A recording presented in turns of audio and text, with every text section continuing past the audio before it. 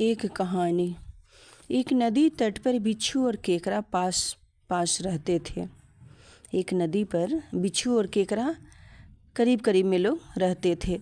एक दिन बिच्छू बोला, मित्र, तुम्हें पानी में तैरते देखता हूँ तो आनंद भी आता है और ईर्ष्या भी।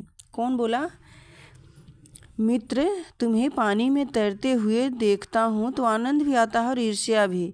बिच्छू ने बोला, आनंद इस बात का तैरते समय तुम्हें कितनी प्रसन्नता होती होगी, ईर्ष्या इस बात से कि मैं वैसा भाग्यशाली न बन पाया जिससे कि तुम्हारी तरह तैरता और आनंद लेता।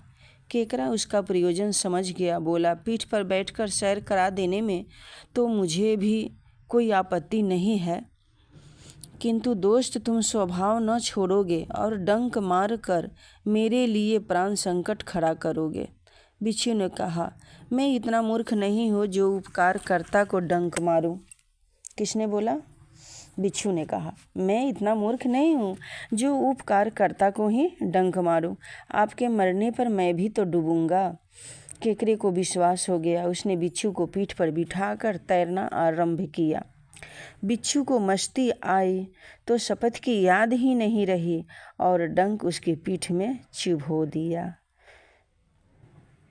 बिच्छू को मस्ती आई तो शपथ की याद ही नहीं थी कि मैंने तो बोला था कि नहीं, मैं नहीं काटूंगा, आप रक्षक हैं। शपथ की याद ही नहीं रही और डंक उसकी पीठ में चुभो दिया।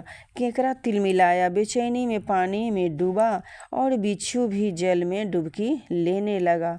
मरते समय केकड़े को यह समझ आई कि दुष्ट से बचे रहने में ही खैर है। मरते समय केकड़े को यह समझ में आ गई कि दुष्ट से बचे रहने में ही खैर है।